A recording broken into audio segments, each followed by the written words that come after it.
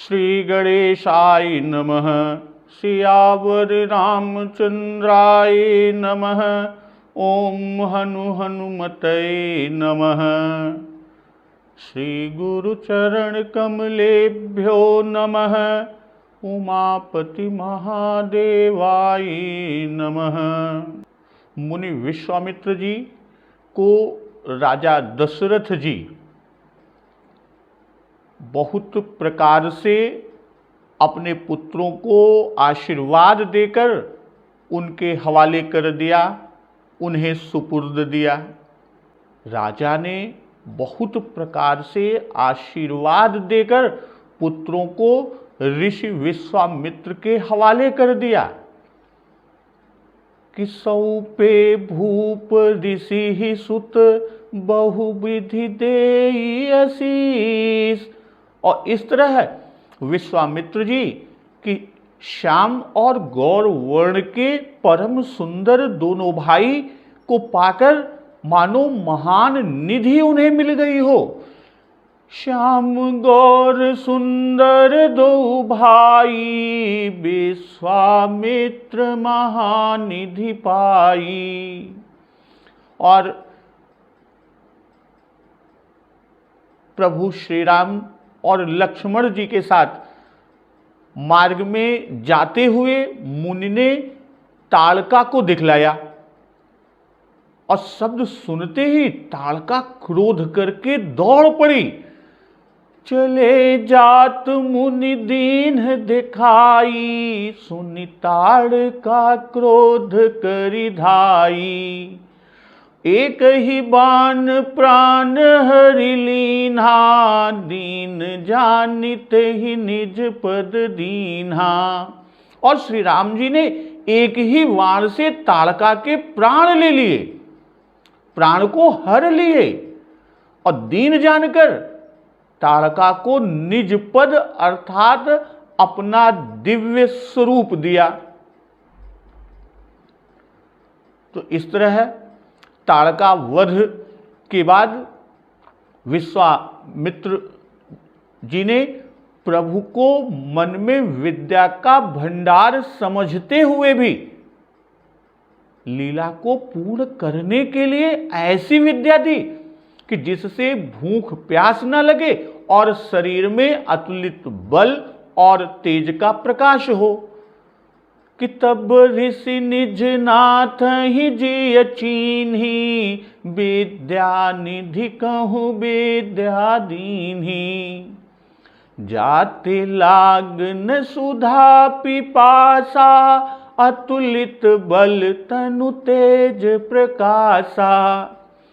और विश्वामित्र जी सभी अस्त्र शस्त्र समर्पण करके प्रभु श्री राम जी को अपने आश्रम में ले आए कि आयुध सर्व समर्पिकै, प्रभु निज आश्रम आन। कंद मूल फल भोजन, दीन भगति हित जानी। कि समस्त अस्त्र शस्त्र समर्पण करके प्रभु को आश्रम में लाकर और अपना परम हितैषी या भक्ति प्रिय हैं यह जानकर भक्ति पूर्वक प्रभु को कंद मूल फल का भोजन समर्पण किया।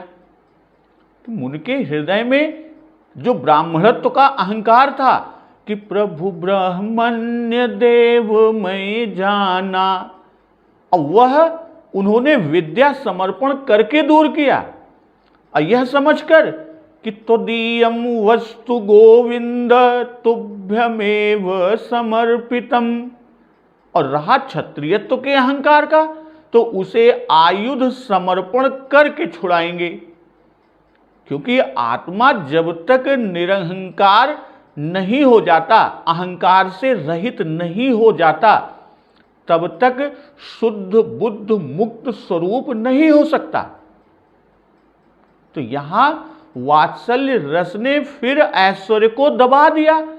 तभी तो ऋषि विश्वामित्र प्रभु को विद्या देने लगे।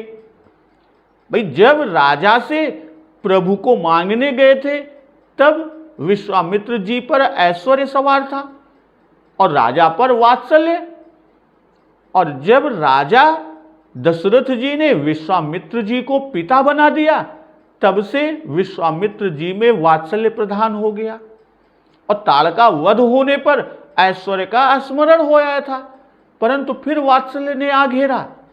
अब मुनि ने सोचा कि वन में न जाने भूख प्यास से दुर्बल हो जाएं, तो इनके माता पिता क्या कहेंगे।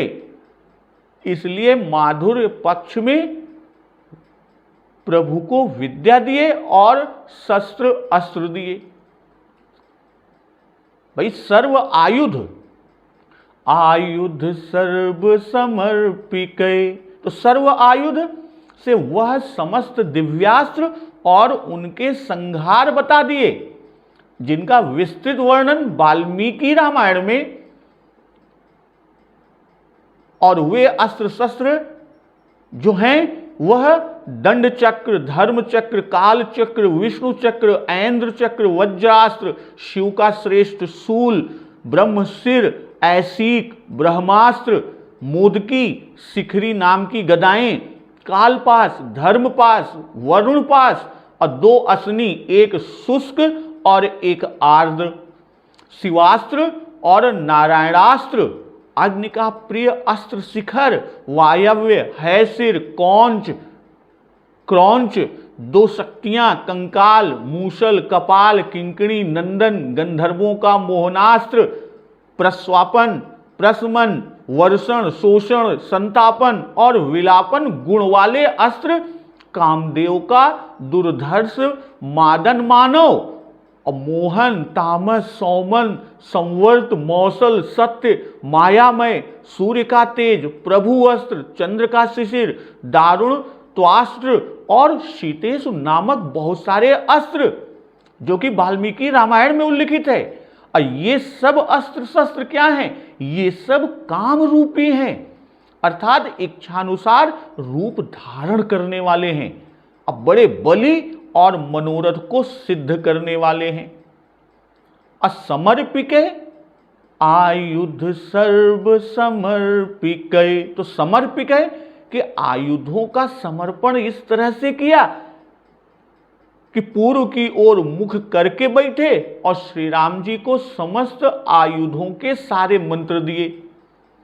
तो मुनि के जप करते ही वे सब आयुध श्री राम जी के पास आ गए और सब आयुधों के जो देवता हैं वो सामने हाथ जोड़कर खड़े होकर बोले, हम आपके दास हैं, आप जो आज्ञा दें हम वह करें। तो सारे आयुध काम रूप हैं, जब जिसका स्मरण किया जाता है वह समीप आ जाता है। कि आयुध सर्व समर्पिके, यह कहकर निज आश्रम आनी, अर्थात आयुध समर्पित करने के पश्चात आश्रम में ले गए। यानी ताड़का वध से मुनि अत्यंत प्रसन्न हुए और आनंद के मारे मुनि विश्वामित्र जी ने ताटका वन में ही तुरंत विद्या और आयुध समर्पण कर दिए। यानी वहीं पर सारे अस्त्र शस्त्र और सारी विद्या दे दी। और ये सब अस्त्र जो दिए हैं प्रभु को समर्पण किए हैं, वह मुनि विश्वामित्र जी ने तपस्या द्वारा महादेव जी की प्रसन्नता से प्राप्त किए थे। अकंद मूल फल भोजन दीन्हि भगति हित जानी। भाई भक्तों के यहां जो कुछ रहता है वही प्रभु प्रेम पूर्वक अंगीकार करते हैं। इसीलिए कहते हैं कि कंदमूल जो मुनि के आश्रम में थे सो दे दिए, राजा समझकर नहीं दिए, क्योंकि राजाओं के योग्य यह भोजन नहीं है। उनके योग्य सामग्री वन में कहां। और जो ये कहे कि ये मुनि तो बड़े समर्थ हैं, रिद्धि सिद्धि के आश्रित हैं, मुनि ने तो स्वर्ग की रचना की थी, फिर इन्होंने राजाओं के योग्य भोजन रूपी पदार्थ क्यों नहीं दिए। इसीलिए बाबा गोस्वामी तुलसीदास जी ने भगति हित जान कहा कि इनको भक्ति प्रिय है प्रभु को, और भक्ति से जो कुछ भी अर्पण किया जाता है उसे सब अंगीकार करते हैं। पत्रम पुष्पम फलम तोयम यो मे भक्त्या प्रयच्छति तदहम भक्त्युपहृतम श्रामि प्रयत्तात्मनः। गीता में कहा गया। अब विश्वामित्र ने यह विचार किया कि ये भक्त हितकारी है और हमारे साथ रहने से हमारे जैसे आचरण ग्रहण किए हुए हैं, अर्थात हम नंगे पैर, वैसे ही ये भी हमारे साथ बिना सवारी सेवक के हम सब कंदमूल फल भोजन करते हैं, तो प्रभु भी अन्य पदार्थ कैसे अंगीकार करेंगे, इसलिए कंदमूल फल को दिया। और वह विद्या दी जिससे भूख प्यास न लगे, तो फिर कंदमूल फल देने का प्रयोजन ही क्या रह गया। वह भगत हित जान ही कहे हैं कि भगत भक्ति के द्वारा दिया गया प्रेम पूर्वक वह प्रभु अंगीकार करते हैं। और आश्विन की अमावस्या को मुनि प्रभु श्री राम और लक्ष्मण जी के साथ सिद्धाश्रम में पहुंचे थे। अप्रात कहा मुनि सन रघुराई, निर्भय यज्ञ करहु तुम जाई। होम करन लागे मुनि झारी, आप रहे मख की रखवारी।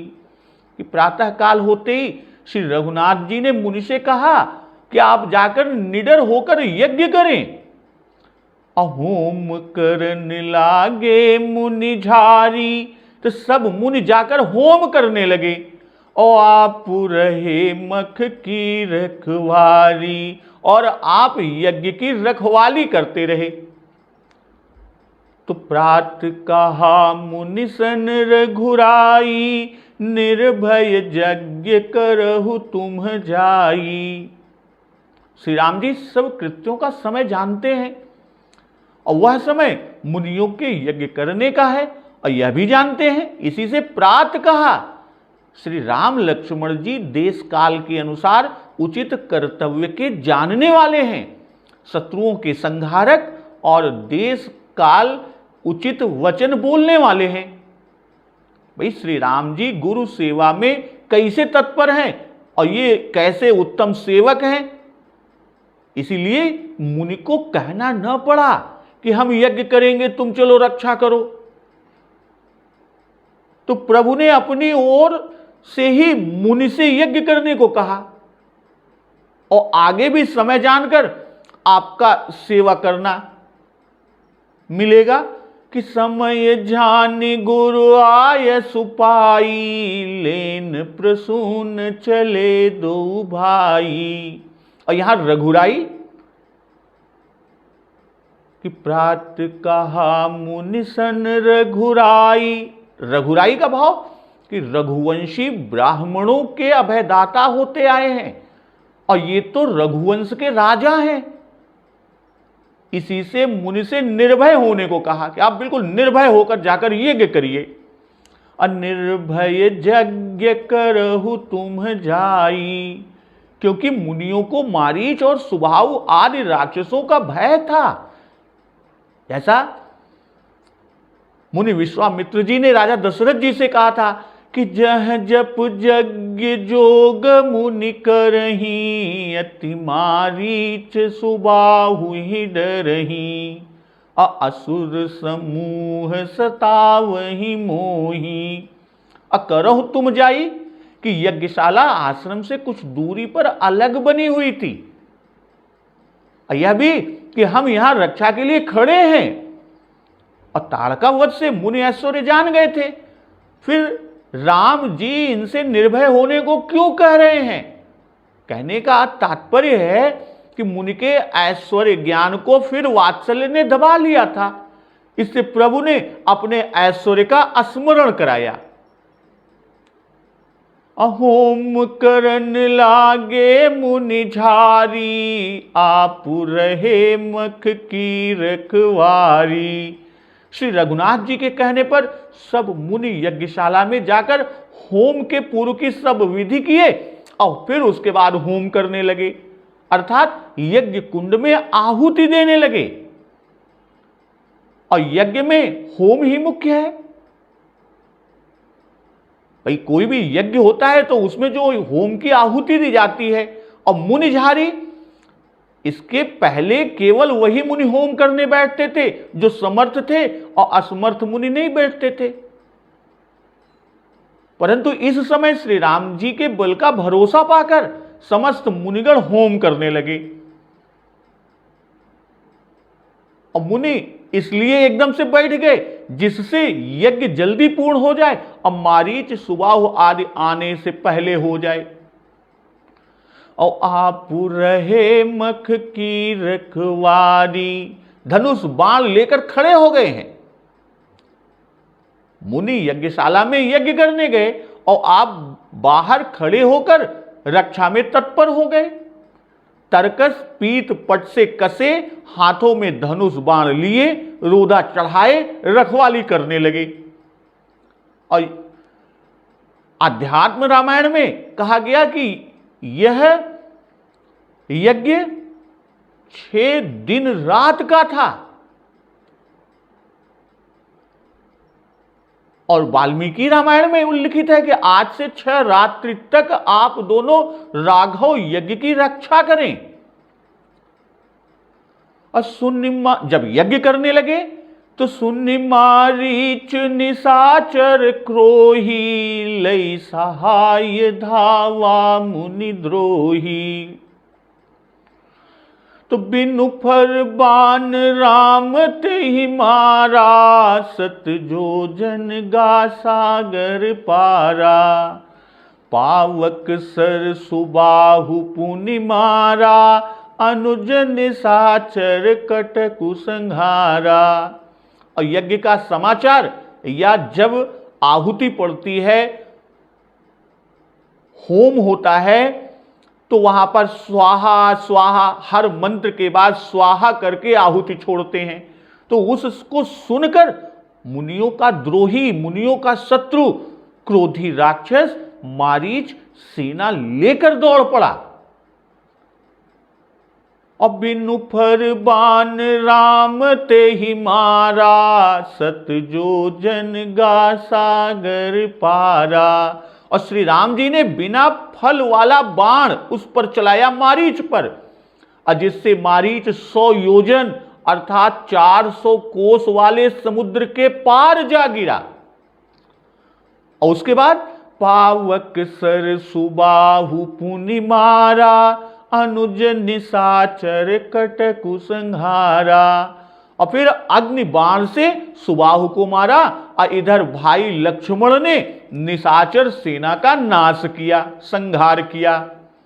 सुनि मारीच निशाचर क्रोही, लई सहाय धावा मुनि द्रोही। भाई पहले कहा कि देखत यज्ञ निशाचर धावहि, और यहां कह रहे हैं कि सुनि मारीच निशाचर क्रोही, लई सहाय धावा मुनि द्रोही। पर 2 जगह पर 2 बातें। इसके पहले मुनि लोग भय के कारण छिपकर यज्ञ करते थे, शब्द नहीं होने देते थे। तब निशाचर धुआं देखकर, जो जब यज्ञ होता था, आहुति और होम होता था, तो उससे जो धुआं निकलता था उस धुएं को देखकर धावा करते थे। इसीलिए पहले कि देखत यज्ञ निशाचर धावहि।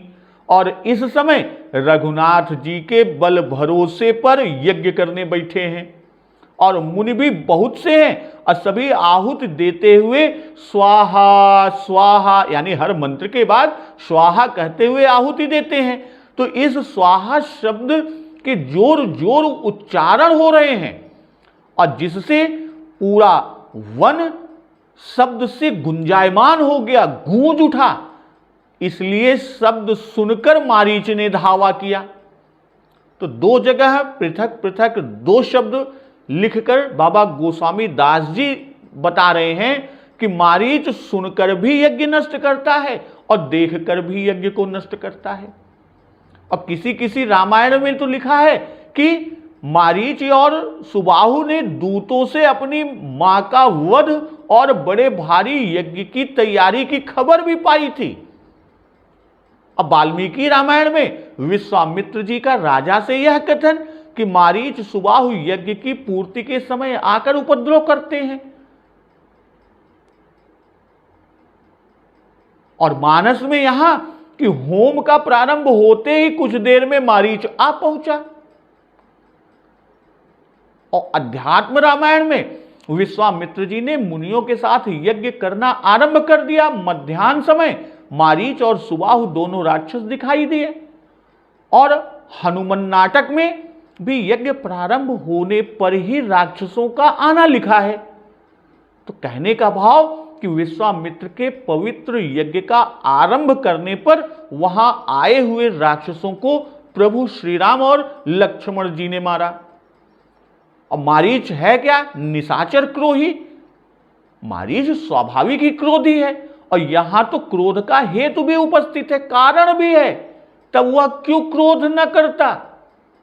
कहने का आशय कि क्रोध करके उसने धावा किया और लय सहाय यानी सहायक सेना साथ लेकर धावा किया।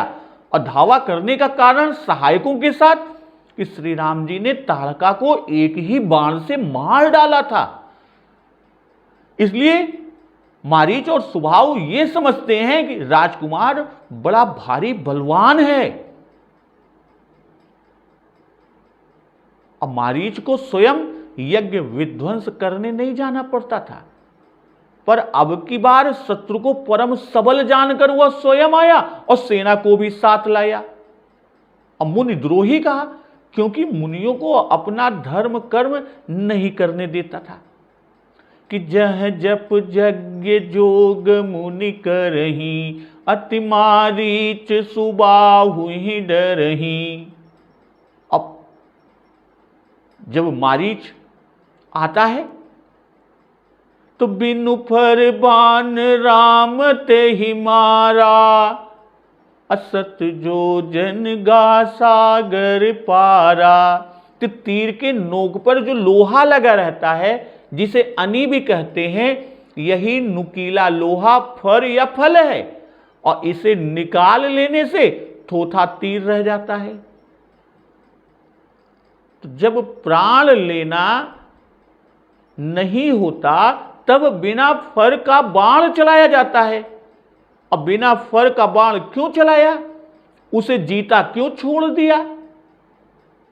क्योंकि मारीच से आगे काम लेना है, लीला आगे करनी है।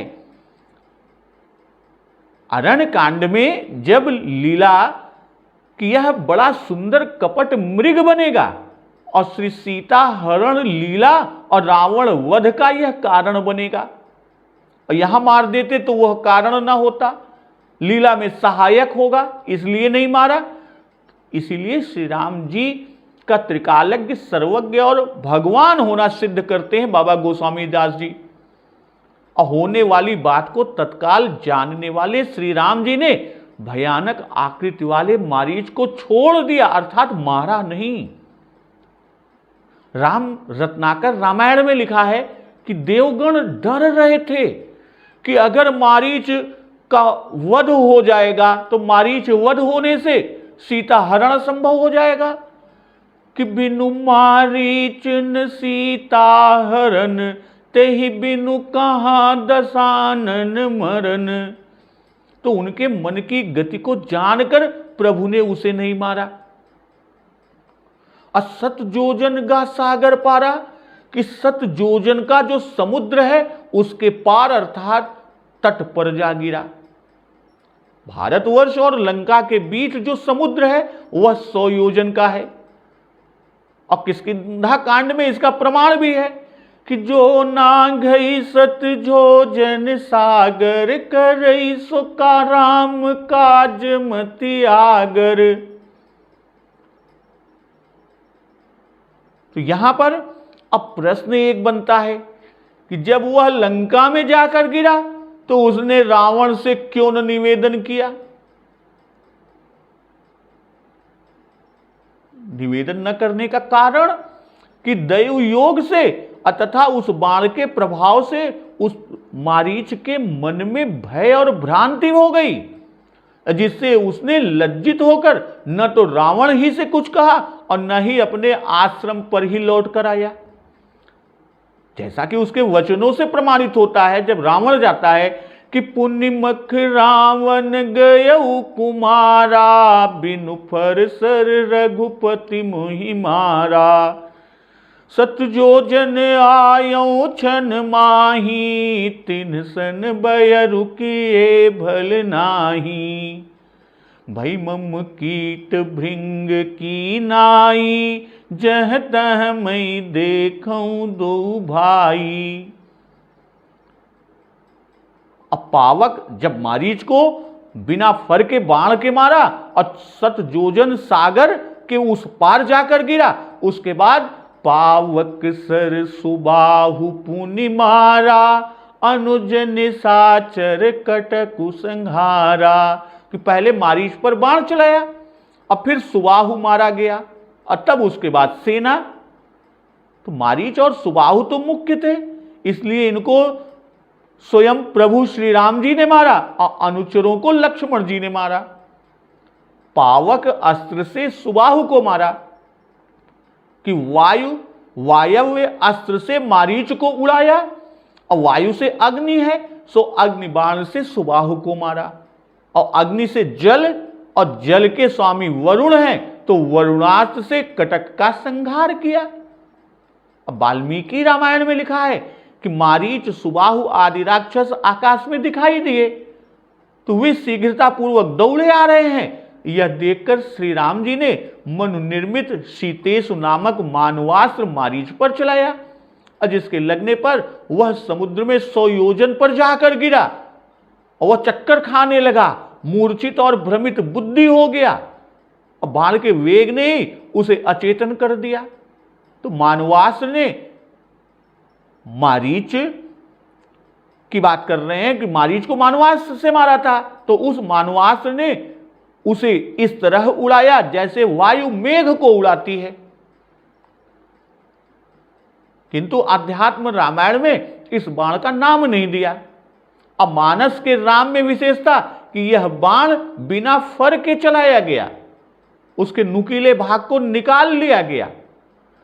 तो मारी असुर द्विज निर्भयकारी, स्तुति करहि देव मुनि झारी।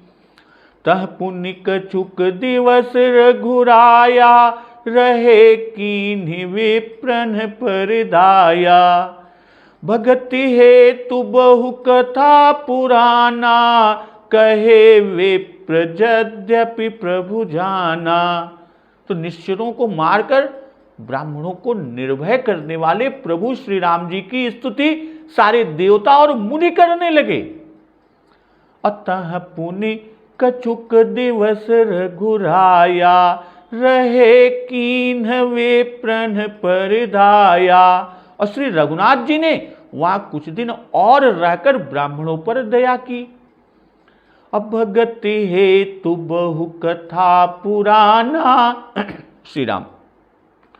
भगति हेतु बहु कथा पुराना, कहे विप्र यद्यपि प्रभु जाना। अब भक्ति के कारण मुनि ने बहुत सी प्राचीन व पुराणों की कथाएं कही, जबकि प्रभु उन्हें सब जानते थे। तो जब मारीच सुबाहु को प्रभु श्री राम जी ने और उनके कटक सेना को लक्ष्मण जी ने संहार किया, तो उस पर स्तुति करहि देव मुनि झारी। मुनि निर्भय हुए, उनके यज्ञ की रक्षा हुई कि मारी असुर द्विज निर्भयकारी। और सदा के लिए कंटक दूर हो गया, कांटा जो था वो हमेशा के लिए निकल गया। तो प्रभु की स्तुति करना उचित ही है, किंतु यहां देवताओं ने क्यों स्तुति की? दया तो मुनियों पर की, ब्राह्मणों पर की, विप्रों पर की। तो यहां स्तुति करने में देवता को पहले क्यों कहा? क्योंकि देवता सदा से राक्षसों के बैरी हैं। रावण ने कहा था हमरे बैरी विबुध बरू था, और दूसरे कि यज्ञ की रक्षा से देवगण भी अपने अपने भाग की रक्षा से निर्भय हुए और उनके भाग उनको मिले। भाई मुनि लोग जो यज्ञ करते हैं तो यज्ञ करके देवताओं को उनका भाग देते हैं, और जिसे पाकर देवता बलवान होते हैं, और इसी से राक्षस देवता और मुनि दोनों को दुख देते हैं। कि करी है विप्र होम मख सेवा, तेहि प्रसंग सहज ही बस देवा। तो देवता अपना बैर स्मरण कर प्रसन्न हुए, इसलिए आकर प्रभु की स्तुति किए। और देवताओं को हजारों वर्षों के बाद आज यज्ञ का भाग मिला, और जिसे पाकर आज वे तृप्त हुए, इसलिए पहले ही स्तुति करने आ पहुंचे। तह पुण्य कछुक दिवस रघुराया, रहे कीन्हवे प्रण परदाया। तो कछुक दिवस अध्यात्म रामायण में 3 दिन ठहरना लिखा है। अब पुराण और इतिहास आदि की मधुर कथाएं सुनाते हुए 3 दिन बिताए, और चौथा दिन आने पर मुनि ने श्री राम जी से कहा। अब वाल्मीकि रामायण में यज्ञ 6 दिन हुआ, और दूसरे ही दिन वहां से सब जनकपुर गए, तो कितने दिन और रहे, इस बात पर अलग अलग संतों ऋषियों मुनियों के मत में भेद है। कोई 3, कोई 5 और कोई 7 दिन कहते हैं और लिखते हैं। इसलिए बाबा गोस्वामी दास जी कछुक दिवस लिखकर कि सभी के मत को एक आकार कर दिया। अतः पुनि कि तह पुनि कछुक दिवस रघुराया। तह पुनि यानी यज्ञ रक्षा के लिए मुनि मांग कर ले आए थे प्रभु श्री राम और अनुज लक्ष्मण को। तो अब तक यज्ञ रक्षार्थ रहे, यज्ञ की रक्षा करने के लिए, और यज्ञ रक्षा हो चुकने पर, जब यज्ञ की रक्षा हो चुकी पर उसके बाद भी कुछ दिन और रह गए, और कीन्हि विप्रन पर दाया। विप्रों पर दया, क्या दया किए? भाई यज्ञ रक्षा के निमित्त मुनि ले आए थे, सो यज्ञ रक्षा का कार्य तो हो चुका, यज्ञ की पूर्ति हो गई और असुर समूह का नाश भी हो गया। तो अब अयोध्यापुरी को लौट जाना चाहिए था, किंतु न गए। ब्राह्मणों की इच्छा देखकर उन पर कृपा करके रह गए। कहने का आशय कि अनुपम मूर्ति का दर्शन पाकर ऋषियों को यह लालसा हुई कि कुछ काल इसी प्रकार हमको और दर्शन का आनंद मिले। तो उनके हृदय की बात को प्रभु जान कर रह गए कि कुछ दिन और इससे भी रह गए कि ऐसा ना हो कि मारीच के और कोई साथी सहायक शेष हो जो बाद में आकर मुनियों को सतावें। इसलिए भी कुछ दिन रुक गए कि भैया जे कुछ बचा हो फिर से आवे तो नहु के खत्म कई के संहार कई के नाश कई के तब हम लौटी। और जब रुकते हैं तो भगति हेतु बहु कथा पुराना, कहे विप्र यद्यपि प्रभु जाना। भाई वेद पुराण वशिष्ठ बखानहि, सुनहि राम यद्यपि सब जानहि। तो भगति हेतु यह कथाएं प्रभु को उपदेश देने या ज्ञान प्राप्त कराने के लिए नहीं कह रहे हैं, किंतु अपनी भक्ति जो प्रभु में है उसके कारण कथा सुनाते हैं, क्योंकि कथा सुनाना भक्ति है। और श्री राम जी विप्रों पर दया करके यहां पर ठहर गए, इसलिए उनको कथा सुनाते हैं, उनकी भक्ति करते हैं। कि प्रथम भगति संतन कर संगा, दूसरी रति मम कथा प्रसंगा। कि अपनी भक्ति इस प्रकार से दिखा रहे हैं। अब बहु कथा पुराना, कथा सुनने में श्री राम जी की अत्यंत श्रद्धा है, 5 या 7 दिन में बहुत कथा पुराण कैसे संभव हो सकता है भाई? 3 से 5, 5 से 7 यही मुनियों का कथन है। और कथा तीनों काल प्रातः, मध्याह्न और रात्रि में होती थी। और इस तीनों काल की कथा के प्रमाण हैं। प्रातः से मध्याह्न तक की कथा कि वेद पुराण वशिष्ठ बखानहि, सुनहि राम यद्यपि सब जानहि। और मध्याह्न से सायंकाल तक कि करि भोजन मुनि बर बेग, ज्ञानी लगे कहन कछु कथा पुरानी। और सायंकाल से आधी रात तक की कथा का प्रमाण कि कहत कथा इतिहास पुरानी, रुचिर रजनी जुग जाम सिरानी। तो तीनों कालों में कथा होती रही। तो इस तरह तब मुनि सादर कहा बुझाई, चरित एक प्रभु देखिए जाई। धनुष यज्ञ सुनि रघुकुल नाथा, हरस चले मुनिबर के साथा। तब अर्थात कुछ दिनों के पश्चात मुनि ने आदर पूर्वक समझाकर प्रभु से कहा कि हे प्रभु, चरित एक प्रभु देखिए जाई, कि चलकर एक चरित देखिए।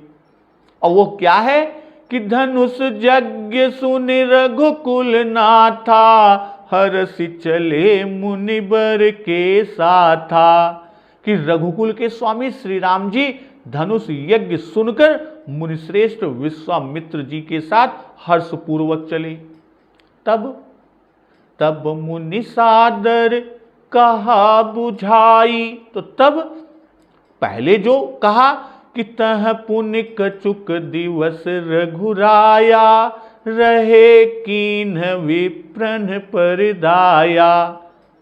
तो कुछ दिनों के पश्चात, कुछ दिनों के बाद कब कहने का अवसर आया, यह सत्योपाख्यान से जाना जाता है।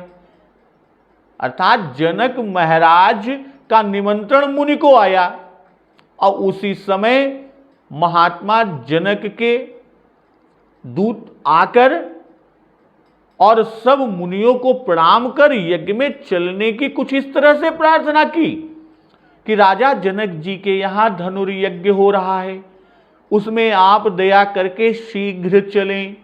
और यह सुनकर सभी मुनि राजकुमारों सहित विश्वामित्र जी को आगे करके चले। और रास्ते में देश उपवन आदि की सुंदर कथाएं सुनकर सब मुनि और राम लक्ष्मण परम हर्ष को प्राप्त हुए। और तब मुनि सादर की कथा प्रसंग के बीच में ही श्री जनक महाराज जी का भेजा हुआ निमंत्रण आया था।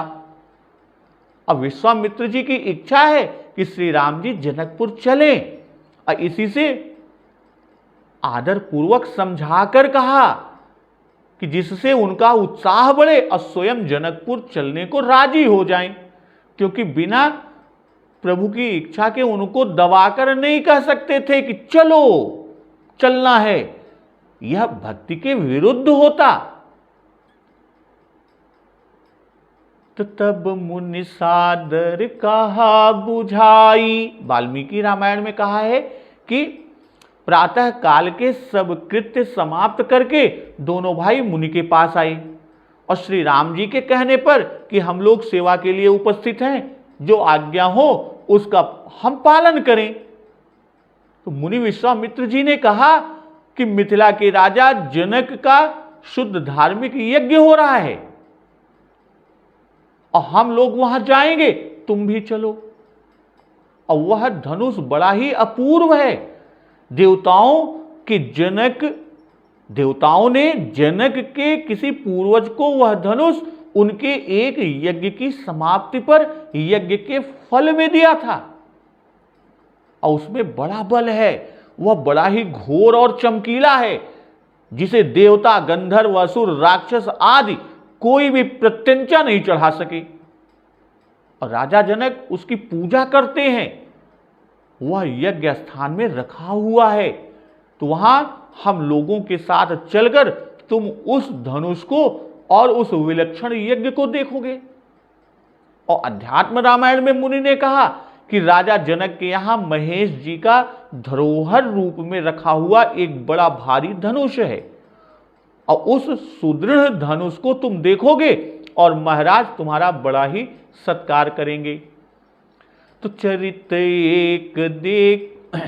चरित एक प्रभु देखिए जाई, यहां पर कहते हैं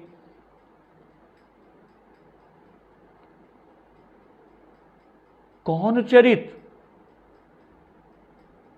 वह चरित धनुष यज्ञ है कि किस तरह राजा जनक को धनुष प्राप्त हुआ, क्यों और किस प्रकार उन्होंने धनुष तोड़ने की प्रतिज्ञा की, धनुष यज्ञ की रचना, और धनुष यज्ञ में देश देश के राजाओं, देवों, दैत्यों, राक्षसों का श्री सीता जी के लिए आना, और धनुष तोड़ने वाले को त्रिभुवन विजय रूपी यश की प्राप्ति इत्यादि सब बातें विश्वामित्र जी ने प्रभु श्री राम से विस्तार पूर्वक कही। और देखिए कि यह चरित्र आपके देखने योग्य है, इसी से मैं कह रहा हूं कि चलकर देखिए, नहीं तो न कहता। धनुष यज्ञ सुनि रघुकुल नाथा, हरसि चले मुनिबर के साथा। रघुकुलनाथ भाई सभी रघुवंशी वीर होते आए हैं, और हैं कि रघुवंशिन महजह को होई, तहि समाज अस कहि न कोई। और श्री राम जी तो रघुकुल के नाथ हैं और वीर शिरोमणि हैं। तो कही जनक जैसी अनुचित बानी, विद्यमान रघुकुल मनि जानी। ये लक्ष्मण जी के वचन हैं। जब जनक जी हतोत्साहित होकर कि यह पृथ्वी वीरों से खाली हो गई, उनके कहने पर ये लक्ष्मण जी के वचन हैं। तो वीरता का काम सुनकर वीर को हर्ष होता ही है, और धनुष तोड़ने में वीरता का काम है। इसी से धनुष यज्ञ संबंधी चरित्र सुनकर उत्साह बढ़ रहा, और हर्षपूर्वक प्रभु विश्वामित्र जी के साथ चले। और फिर गुरु की आज्ञा भी है कि चलो, और यात्रा में हर्ष का होना शकुन का द्योतक है। अब मुनिवर के साथ था कि मुनि को निमंत्रण आया था, इसी से प्रभु मुनि के साथ जाना कहे। विश्वामित्र जी ने राजा से कहा था कि धर्म सुजस प्रभु तुम कहो, इन कह अति कल्याण। तो अब उसी अति कल्याण के लिए जनकपुर लिए जा रहे हैं। भाई यज्ञ रक्षा का केवल बहाना था। शिव जी की आज्ञा से मुनि प्रभु श्री राम और लक्ष्मण जी को मांग लाए थे कि इनकी शक्ति से इनको मिला दें। प्रभु श्री राम की शक्ति अर्थात माता सीता से। तो दिव्यपुरी अयोध्या में जाकर वहां से श्री राम जी को मिथिला ले जाकर सीता जी के साथ मिला दो, ये शिव जी की आज्ञा। और जो अस्त्र शस्त्र मैंने दिए हैं उन्हें श्री राम जी को अर्पण कर दो। तो विश्वामित्र जी ने जाकर स्वयंवर की बात को गुप्त रखा और यज्ञ रक्षा के बहाने प्रभु श्री राम जी की याचना की और ले जाने की इच्छा कर रहे हैं।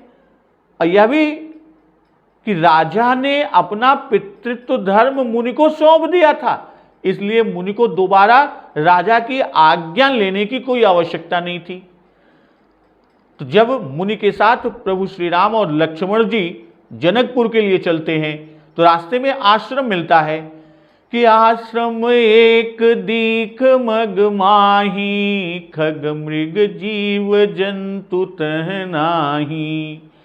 पूछा मुनि शिला प्रभु देखी, सकल कथा मुनि कहा बिसेखी। कि मार्ग में एक आश्रम को देखा और वहां उस आश्रम में पक्षी पशु जीव जंतु कुछ भी नहीं थे।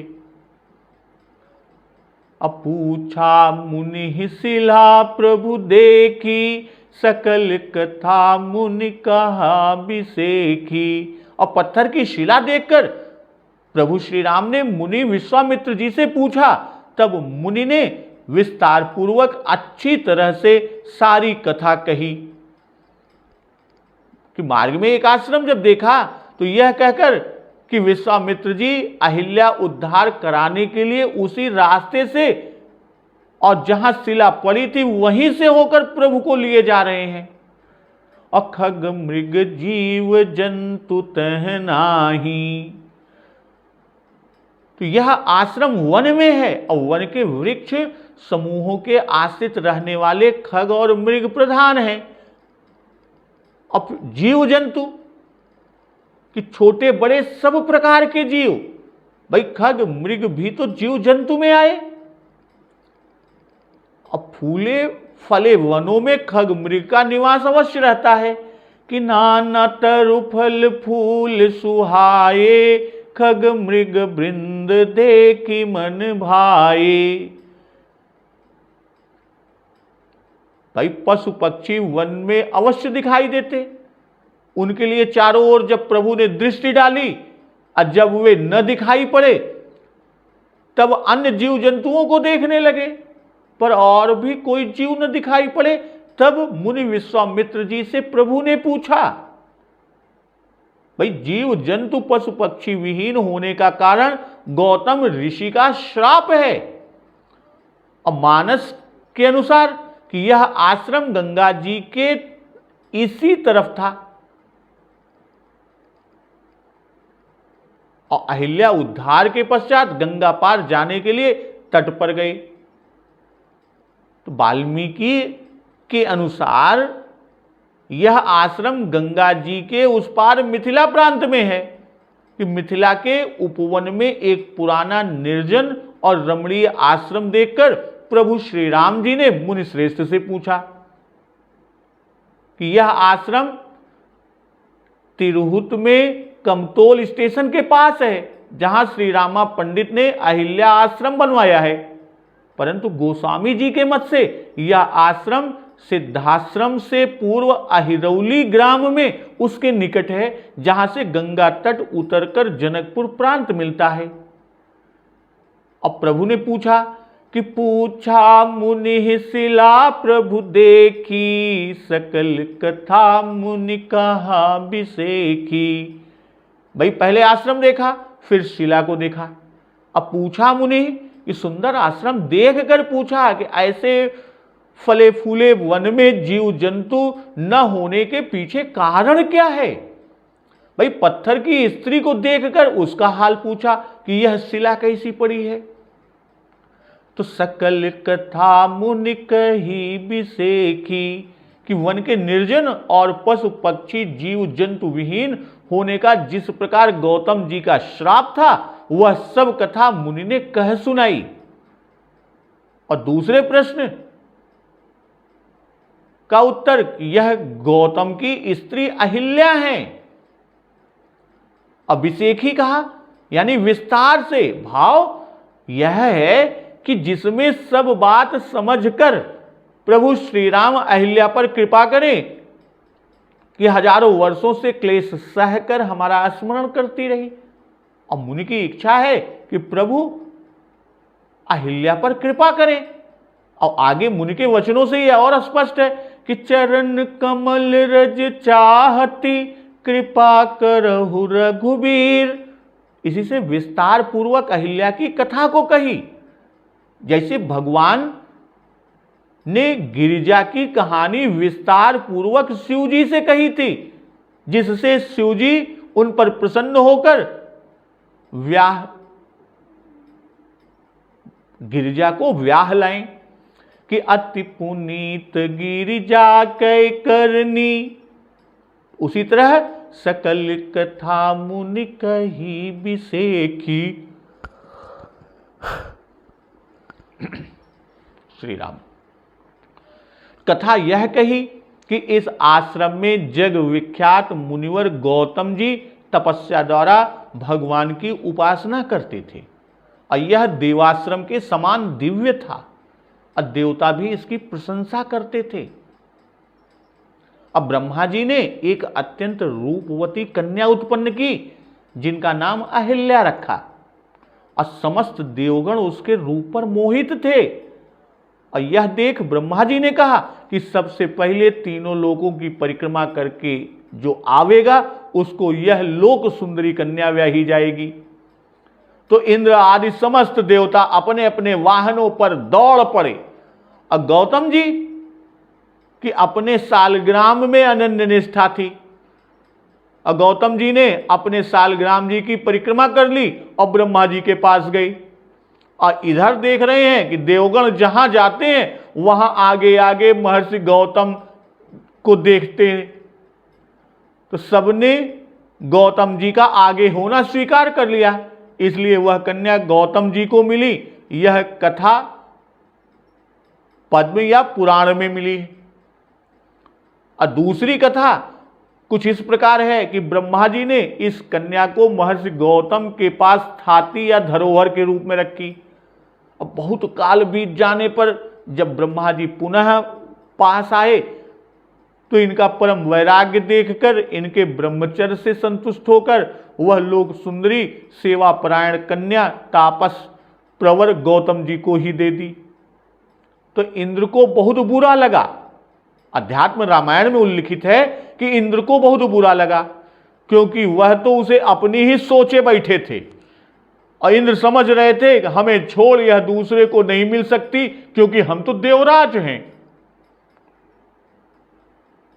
तो अहिल्या के रूप लावण्य पर मुग्ध होकर इंद्र नित्य प्रति उसके साथ रमण करने के अवसर की ताक में रहते। और एक दिन मुनिवर के बाहर चले जाने पर इंद्र गौतम जी का रूप धारण कर आश्रम में आए। वाल्मीकि रामायण में विश्वामित्र जी ने यह भी कहा कि मुनिवेशधारी इंद्र ने अहिल्या से कहा कि प्रार्थी ऋतुकाल की प्रतीक्षा नहीं करता, मैं तुम्हारे संग संगम चाहता हूं। और जब रमण कर लेते हैं, रमण के पश्चात आश्रम से शीघ्र बाहर निकल जाने की चिंता में इंद्र अपना रूप पुनः धारण करने को भूल जाते हैं जल्दी जल्दी में। और जैसे ही वो कुटिया से बाहर निकलते हैं आश्रम की, उसी समय मुनि भी वहां, गौतम मुनि भी वहां आ जाते हैं। तो आश्रम से अपना रूप धारण किए हुए पुरुष को बाहर निकलते देख मुनि ने कुपित होकर पूछा कि रे दुष्टात्मन, रे अधम, मेरे रूप को धारण करने वाला तू कौन है? सच सच बता, नहीं तो मैं तुझे अभी भस्म कर दूंगा। तब इंद्र ने कहा कि मैं काम के वशीभूत देवराज इंद्र हूं, मेरी रक्षा कीजिए, मैंने बड़ा घृणित कार्य किया। तब महर्षि ने क्रोध से इंद्र को शाप दिया कि हे दुष्टात्मन, तू योनि लंपट है, इसलिए तेरे शरीर में सहस्त्र भग हो जाएं। और देवराज को शाप देकर मुनि आश्रम में आए, देखा कि अहिल्या भय से कांपते हुई हाथ जोड़े खड़ी है। तो महर्षि ने अहिल्या को शाप दिया कि दुष्टे, तू मेरे आश्रम में शिला में निवास कर, और यहां तू निराहार रहकर आतप वर्षा वायु को सहती हुई तपस्या कर, और एकाग्र चित्त से श्री राम का ध्यान कर, और यह आश्रम सभी जीव जंतुओं से रहित हो जाएगा। हजारों वर्षों के बाद जब श्री राम जी आकर तेरी आश्रयभूत शिला पर अपने चरण रखेंगे, तब तू पाप मुक्त हो जाएगी, और उनकी पूजा स्तुति आदि करने पर तू शाप से मुक्त होकर फिर मेरी सेवा पाएगी। तो अहिल्या तब से शिला में निवास करती हुई तप कर रही हैं। तो गौतम नारी श्राप बस उपल देह धरि धीर, चरण कमल रज चाहती कृपा करहु रघुबीर। हे रघुवीर, हे धीर, महर्षि गौतम की स्त्री शाप के कारण पत्थर की देह और धीरज धरे हुए आपके चरण कमलों की रज चाहती है। अकृपा करहु रघुबीर, तो इस पर कृपा कीजिए। तो भक्तजन, आज का प्रसंग यहीं पर, और आगे का प्रसंग कि प्रभु श्री राम जी चरण कमल अपने शिला पर रखते हैं, चरण कमल की रज से अहिल्या का उद्धार कैसे होता है, किस तरह स्तुति करती हैं, इसका श्रवण अमृतपान हम लोग अगले दिवस की कथा में करेंगे। तो एक बार जोर से बोलिए सियावर रामचंद्र की जय, पवन सुत हनुमान की जय, जगत जननी मां जगदम्बा की जय, गुरुदेव भगवान की जय, उमापति महादेव की जय। जय श्री राम।